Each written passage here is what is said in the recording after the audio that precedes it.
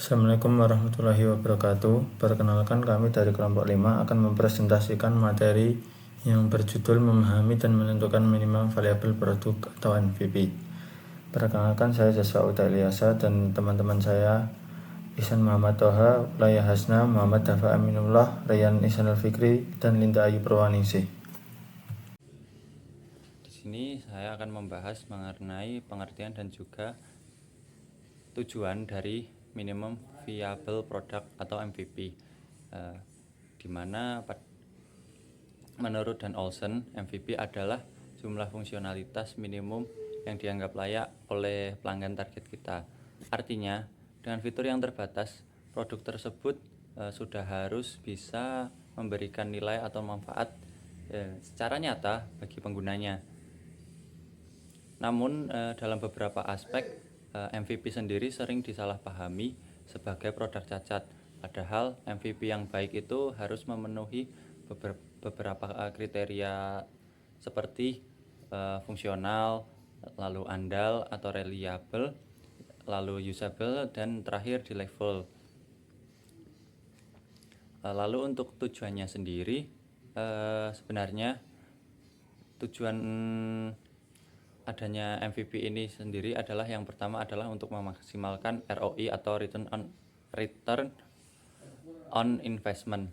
MVP akan memaksa kita untuk memecah fitur besar menjadi fitur-fitur kecil agar membangun fitur yang memberikan nilai tertinggi bagi pelanggan dengan effort seminimal mungkin dan seefisien mungkin. Yang kedua adalah untuk menghipotesis dengan cepat dan murah melalui pembuatan prototipe. Kita bisa menguji ide tanpa harus menulis banyak kode program. Yang ketiga adalah untuk menjalankan situs belajar, di mana MVP dibuat untuk diuji langsung ke pelanggan sungguhan. Idealnya bisa sekitar 5-8 pengguna per sesi. Tujuannya adalah untuk memberikan feedback kualitatif mengenai fungsionalitas, desain, UX, dan juga pesan produk kita secara langsung. Yang keempat adalah untuk mengambil keputusan strategis, di mana pada akhirnya dari pengujian MVP ini ditujukan untuk menjawab suatu pertanyaan krusial bagi manajer produk. Apakah harus preserve atau bertahan dan melanjutkan pengembangannya, atau justru pivot atau putar balik dan mengubah haluan target atau proporsi nilai sebelum kita kehabisan waktu dan dana R&D, di mana pada akhirnya MVP sendiri bukanlah sekedar untuk merilis produk apa adanya, namun merupakan strategi cerdas dan sistematis dengan effort seminimal mungkin dapat memberikan nilai pelanggan yang memuaskan. Selanjutnya, saya akan menjelaskan langkah yang pertama. Pada langkah pertama ini, kita melakukan identifikasi dan pengelompokan fitur produk. Artinya, kita memisahkan mana fitur yang benar-benar penting dan mana yang hanya tambahan. Pertama, core feature atau fitur utama. Ini adalah fitur wajib yang harus ada dalam produk. Tanpa fitur ini, produk tidak bisa menyelesaikan masalah utama pengguna. Jadi, ini adalah alasan utama kenapa orang menggunakan produk kita. Yang kedua, yaitu nice to have atau fitur tambahan. Fitur ini bersifat pelengkap, fungsinya untuk memberikan kenyamanan atau pengalaman lebih baik bagi pengguna. Namun fitur ini bukan alasan utama orang untuk memilih produk kita. Kesimpulannya jadi kita harus fokus dulu pada core feature atau agar produk-produk benar-benar berfungsi dengan baik. Baru kemudian menambahkan nice to have atau meningkatkan nilai tambah. Nah, pada selanjutnya kita akan membahas tentang menentukan prioritas dengan ROI atau Return of Investment. Dalam proses pengembangan produk, tidak semua fitur itu harus langsung dibuat sekaligus. Nah, oleh karena itu diperlukan strategi untuk menentukan fitur mana yang harus diprioritaskan terlebih dahulu. Salah satu metode yang umum digunakan adalah ROI ROI tersendiri itu merupakan ukuran yang digunakan untuk menilai seberapa besar manfaat atau keuntungan yang diperoleh dibandingkan biaya yang dikeluarkan. Nah, dalam konteks pengembangan produk, ROI membantu tim dalam memilih fitur yang memberikan nilai paling tinggi dengan usaha atau biaya yang paling efisien. Kemudian cara untuk menentukan prioritas dengan ROI. Dalam menggunakan ROI, tim harus mempertimbangkan dua hal utama. Nah, yang pertama itu dampak tinggi bagi pengguna.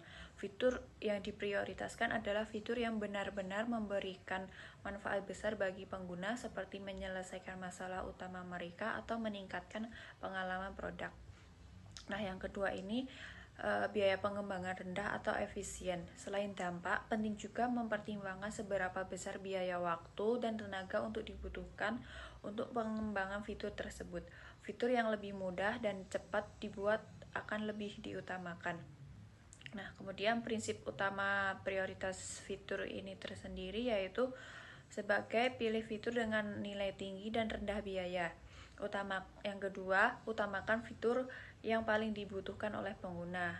Nah, yang ketiga, memaksimalkan hasil dengan sumber daya yang terbatas. Kemudian, hal yang harus dihindari itu yang pertama adalah membangkang fitur yang kompleks tetapi jarang digunakan. Kemudian yang kedua itu ada menghabiskan banyak biaya untuk fitur dengan dampak kecil. Yang terakhir, menambahkan fitur hanya karena tren, bukan kebutuhan pengguna. Oke, kita lanjut ke langkah ketiga, yaitu tahap penentuan. Jadi kita memilih fitur mana saja yang akan dimasukkan ke dalam versi pertama produk kita. Nah, yang pertama itu kita perlu fokus kepada esensi. Jadi kita cuma ambil fitur, dimana kalau fitur ini itu hilang, aplikasi itu tidak akan jalan. Contohnya kita bikin aplikasi Gojek online. Nah, jadi yang penting di aplikasi itu kita bisa pesan motor dan tahu harganya. Nah, kalau fitur-fitur seperti ganti wallpaper aplikasi itu bisa dipikir nanti dulu. Lalu yang kedua, kita harus memiliki produk yang layak pakai. Walaupun fiturnya cuma sedikit, produknya nggak boleh rusak atau bikin bingung konsumen. Ya, intinya sederhana tapi matang, bukan asal-asalan atau asal jadi.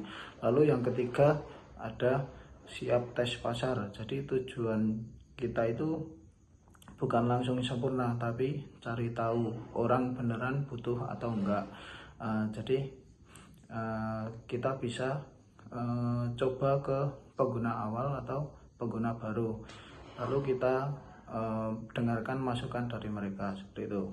Saya akan menjelaskan studi kasus yang kami angkat dari kelompok kami mengenai studi kasus MVP. Jadi kelompok kami itu mengangkat kasus dari Gojek atau transportasi online di Indonesia.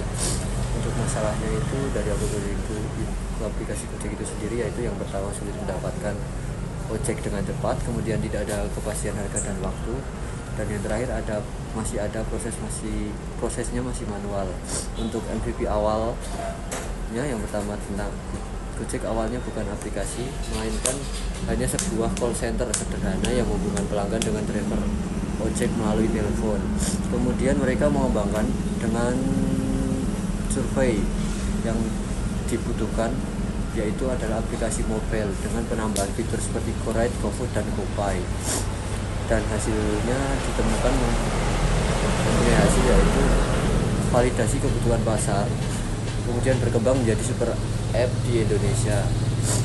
Kemudian jadi bisa disimpulkan dari studi kasus dari kelompok kami, Gojek itu membuktikan bahwa MVP tidak harus canggih, yang penting adalah solusi nyata untuk masalah pelanggan. Kesimpulannya adalah MVP atau sering disebut Minimum Viable Product adalah strategi untuk menghadirkan produk dengan fitur yang minimum namun tetap memberikan nilai utama bagi pelanggan. Tujuannya itu untuk menguji ide dengan cepat, mengurangi resiko dan biaya, mendapatkan feedback pengguna sejak awal.